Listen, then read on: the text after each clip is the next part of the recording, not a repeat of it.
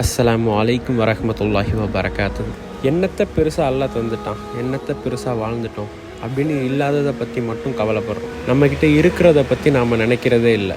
அல்லாஹ் நமக்கு ஆரோக்கியத்தை கொடுத்துருக்கான், நல்ல பார்வையை கொடுத்துருக்கான், நல்ல கை காலை கொடுத்துருக்கான். இதை பற்றி எல்லாம் நம்ம நினைக்கிறதே இல்லை. எது இல்லையோ இல்லாததை பற்றி நினச்சி ஏங்குறோம்.